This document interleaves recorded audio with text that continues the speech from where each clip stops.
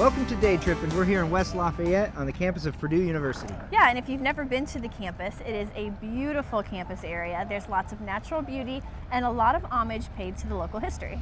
There's obviously tons of things you can do here on campus, but we're here to go and see what expands beyond the campus. Yeah, from arts and history to some unique local dining, this area is more than just a college town. As you cross the river into Lafayette from West Lafayette, the transition is seamless. Soon you're downtown and can see what makes this area so historic. All around are buildings with interesting architecture and small shops. The art is everywhere. You can go into some of the mini art galleries, shop handmade crafts, and even see some up-close glass blowing. But even on the sidewalks, sculptures become part of the scenery. At the heart of it all is the Tippecanoe County Courthouse. The courthouse was built in 1884, and it's all Indiana limestone. It's fashioned in a Greek cross. The statue at the top is the Goddess of Justice. It's 14 foot tall, and this is the third courthouse to stand on this location. The citizens of Tippecanoe County wanted something that would last a long time and that they could be proud of, and we're all very proud of it still today. A few minutes down the road is a local favorite for dining. After 50 years, Arni's is a must-stop place for some great food. Brad Cohen has known Arni's for most of his life and takes pride in showing it off. So Arni was a maitre d' at a restaurant here in Lafayette, and came home in February of '65 and said, hey, I bought a restaurant. And yeah, Arni was my father and passed away here in 2002. So this is the original, sort of the mothership, but seats over 400 people. Obviously we specialize in pizzas and salads and sandwiches, but we do have also a full service bar, so we do a little bit of everything. We have a trademarked salad called the Arni's Jr., and we sell about as many of those as we do pizzas now. My father had a philosophy that the better you make your community, the better it is for business in general, and so we've been involved in just about every not-for-profit agency in some capacity. We do everything we possibly can to make the community better. We have a couple themes throughout our company, but this was the first to do the theme rooms, and our first one's actually 40 years old, and it's called the Loading Dock, and it's our bar area. It's got everything that you can imagine in a loading dock back 40 years ago. And then we have another room called the Toys in the Attic room, and it's everything you can imagine being in your grandparents, great-grandparents' attic. So it's a really cool room, and kids love it. Kids of all ages love it, really. Well, Nathan, we couldn't come to Arni's without trying some of the great food. There's this amazing looking pizza and the great subs. Yeah, and they started out as a pizza place, so that's definitely what I'm going to be trying. Yeah, I know, I'm excited. There's some good deluxe pizza here, so. Well, when we come back, there's still more day tripping. That's right, we're gonna head to Prophetstown State Park, so stay tuned.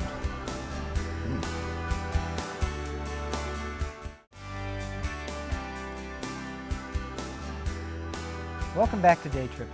We are just outside of West Lafayette in Prophetstown State Park. Yeah, it's a beautiful day to be out here at the park. It's very peaceful out here. It's because there's over 2,000 acres of land, largely consisting of prairie.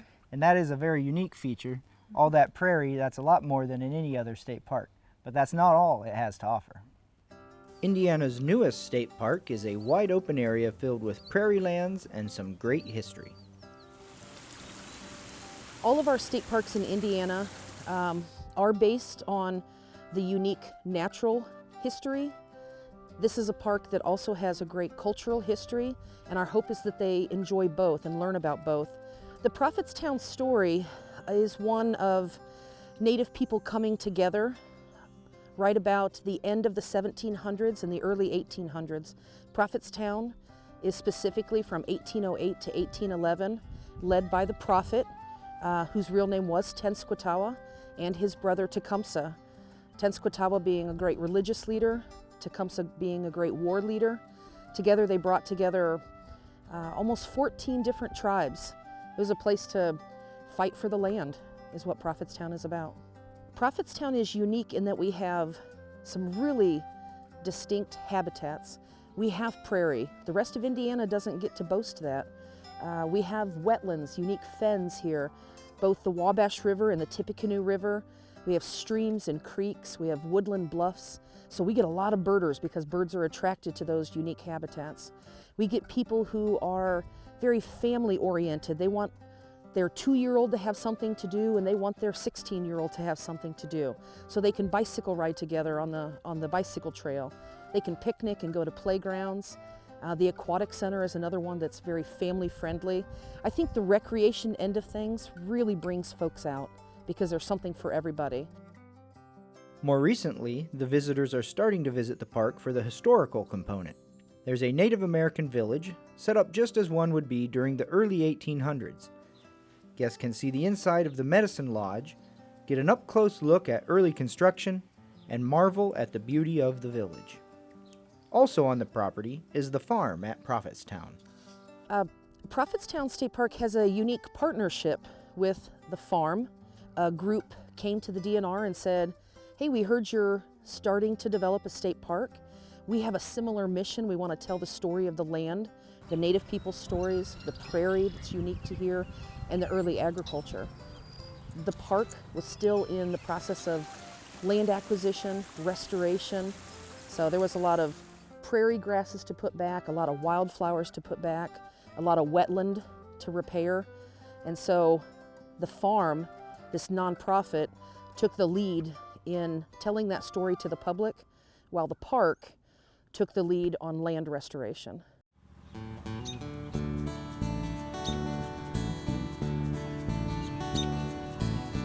Once you step onto the farm, it's easy to forget that you are in a state park. From the animals to the house and the working, functional farm. The concept is to show what a 1920s actual working farm was like and to draw the visitor into that experience. And they can actually help us do chores or participate or play a 1920s children's game or pet the animals. All these things will take them back in time. We're going to have lots of what I call homesteading classes. There's so many people that want to emulate the sort of lifestyle that we have here, and we want to help people learn how to do that. So we'll be a training ground for that. So many different activities geared towards the historic base of what this farm is all about. And walking around the farm, you see why it's a great spot for families. They may actually be laying right now. Hello, ladies. Hello. Hi. But they're true free-range chickens. Don't get any hormones or anything like that. So we've been able to sell every single egg we can produce here. He does keep an eye on his girls, doesn't he? Yeah. We're finding it's the animals that, people are just so enthusiastic about seeing. Oh, look at you.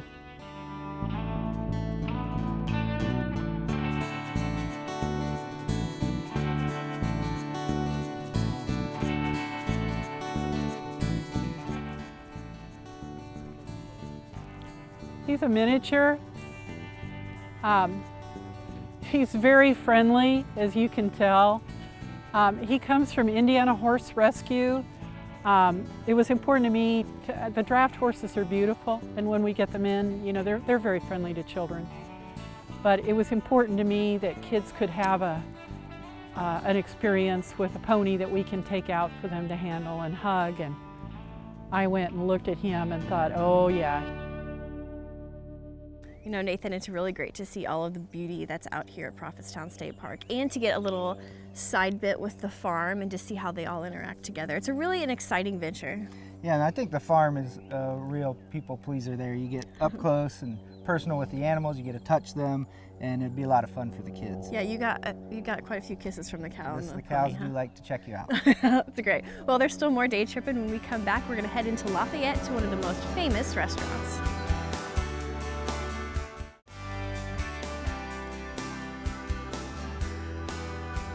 Welcome back to Day Trippin'. We are in West Lafayette at XXX Family Restaurant. I've only just recently been introduced to XXX root beer, and I love it, especially when it's ice cold. And so I thought, what better than to come visit where it originated. Yeah, I'm a big fan of root beer in general. So root beer mixed with burgers. I mean, can you really go wrong? I don't think so, and we're going to go in and find out right now. Once called XXX Thirst Stations, there were over 100 in the U.S. Now the Family Restaurant in West Lafayette is the only original spot left that still sells the famous root beer. This XXX restaurant started out in 1929 as just a root beer stand. This was the original structure back in 1929, and then it's kind of expanded out throughout the years beyond that. But it just started out as just a place for people to go to grab a drink of root beer from point A to point B, because at that time travel wasn't quite as quick as it is today, so it would take a little while to get here to 20, 30 miles down the road, get a little something to drink, and root beer was the flavor of the day. So that's how we started. That's pretty much it, just a drink. Or when did the food start then? The food started here about 1931, 32. It developed quickly from root beer stands into, well, if we're going to stop and do that, we also, you know what, why don't we get a little something to eat as well? So about 1932, 33, I think it was, they started making what we call chop steaks. And we have menus from back there, and they actually started grinding top sirloin for their sandwiches then. And we continue that tradition today. It's never wavered from that. So, What makes the root beer so famous here? I can't tell you everything, but the only thing I can tell you is that we use only the top shelf ingredients, whether it's the botanicals or the vanilla or the other flavorings that go into it, the natural flavorings that go into it. Going to food, what are the main food things that people have to try when they come here? The main sandwich that people have to try, and it's also our best seller to date, is the Dwayne Purvis All-American.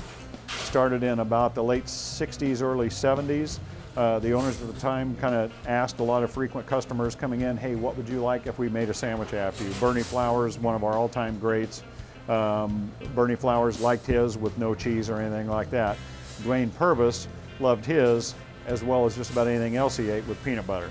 So the peanut butter goes on the bottom deck, and then the chopped sirloin and cheese and the rest of the vegetables on top of that, and it's awesome.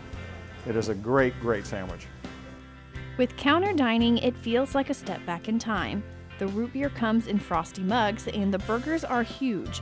The Dwayne Purvis All-American, complete with peanut butter, is the popular choice, and all of their burgers are loaded with great toppings, and it's a whole lot of fresh beef ground daily. This is how it starts out. This is it's all cryovac, it's fresh, and basically when you go to the store, what you'll see is you just take a slice of this out. That's your sirloin steak. So that's what we use for our burgers here. And we cut and grind that fresh every day. We start with this. We put it over on the slicer here just to get it small enough to go through our grinder. It goes into this tub, and this tub will be rounded up to about here, which is to hold about, roughly 140 pounds. So we'll do that. About a two-person job at that point? No, it's still one person. Swing it over? It's only one guy. Only one guy is doing all this. Now this will come off, of course, and it'll sit down here, and then that falls in here. And then from this one, it comes to here, slide it up on this, and then we just load it up into this hopper, get compressed into the pocket through the rollers, and then it just knocks it all out right through here. We'll go through probably 14 pans a day, and you got roughly 126 patties on each one, so 14 pans a day. I mean, start to finish to cut that much meat takes about 3.5 hours. So we got one person, that's all they're doing, which would be my dad. Come up here and cut for 3.5 hours. So our barbecue, grill loins, and all of our burgers all cut in-house, all of high quality. And and that's what keeps your quality control. Oh yeah, for sure. We always figured that, the place has been here since 1929 doing nothing but the right stuff. There's no point in changing that formula. It works fantastically well. But enough about the process. Our burgers are ready.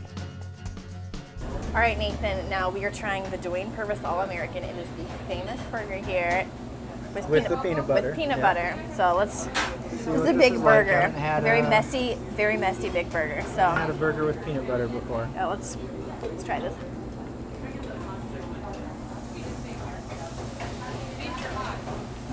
You know what? Actually, not too bad. I know, it's really surprised good. myself that I do like that peanut butter. It was also recommended for me to try the Ryan Kerrigan, which is basically chili on top of a burger. Looks very messy. Yeah.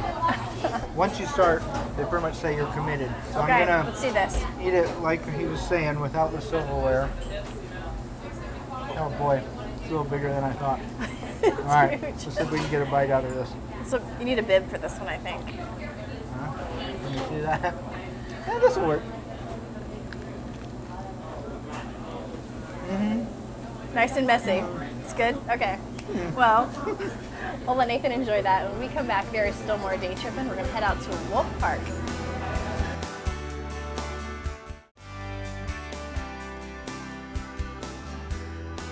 Welcome back to Day Trippin'. We are just outside of Lafayette in Battleground, Indiana at the Wolf Park. This wolf park is one of the largest wolf parks in the U.S. It has 78 acres of natural habitat for these amazing animals. You know, Nathan, I'm a little bit intimidated by the fact that there are wolves behind us. I mean, I know they're in enclosures, and I shouldn't be scared of that, but it's just, wolves are such an intimidating thing. Well, I think we'll be okay. We're going to go in and check them out anyway. And I hear there's a lot more to see than just wolves.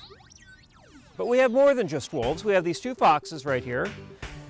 Joker is a silver fox, which is a black-faced red fox, and Scarlet is a typical red fox. Both are rescues. We do a lot of behavior enrichment here at Wolf Park. These animals are not just animals kept in cages.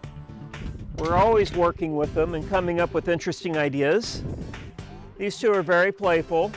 They like to get up on their hind legs and do a little sparring. Now, foxes in the wild do not run in packs. They're not a social animal like wolves. They tend to lead a much more solitary lifestyle, but it's not unusual to see several foxes together. Okay, I need you to back up though. These three were born in Minnesota and brought down here when they were very young, and they were hand-raised here. That's Aoife, Hunter, and Gypsum back there. One male, two females. Hi. And you guys do like to climb on people, don't you? Yes, you do.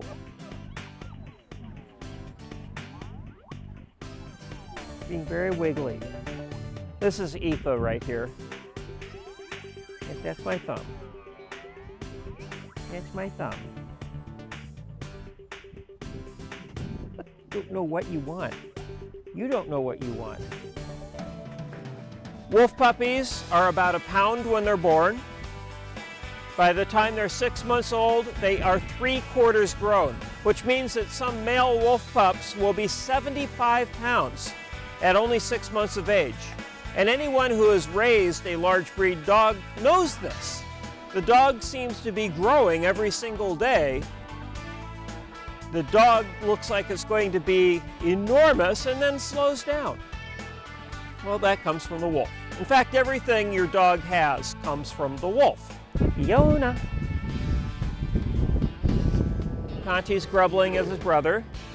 Hi, Bicho.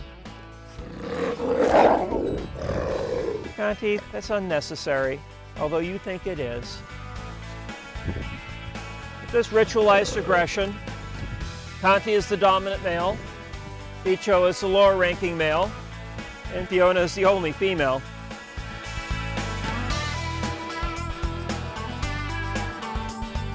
Wolves in particular have incredible hazard avoidance. They are neophobic, which means afraid of anything new.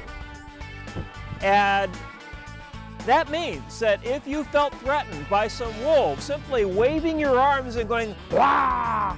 they're going to go, okay, that was really scary, we're going somewhere else. That's really all it takes, to stand your ground, and especially if you approach them with your hands up. And this is a wolf that I helped raise. You can see how he backed up. Poor Conti. It's all right, Conti, I'll make it up to you later.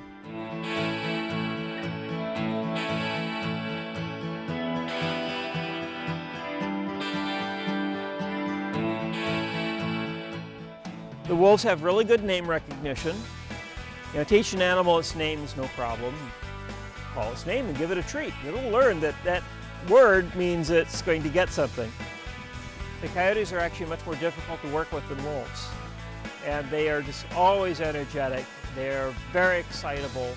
And because of that, they're very difficult to work with. We have to manage their behavior very, very carefully. Now, coyotes and wolves are well known for their howling.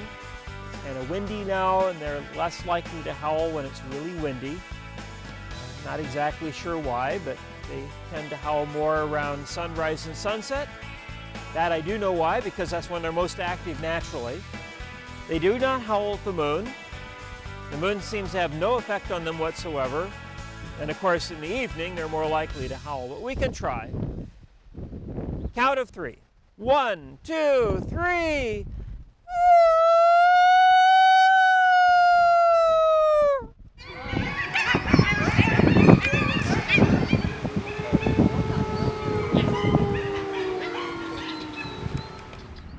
Stephanie, I found the wolf park to be very fascinating. You learn all kinds of stuff about them, and you get to be so up close to them. It's not really a petting zoo. You don't touch them. Right, but you really get to experience their habitat and just their lives. It is really interesting to we got to hear them howl and just kind of get a little bit of their life and their habitat. So Yeah, it was a lot of fun. And also the foxes, those are always really cute. And those you do get to interact with a little more. yeah, they're a little more playful, huh? Yeah. Even though we don't touch them, don't worry. Well, we are back on campus at Purdue because we just needed to close the show somewhere so iconic to the area.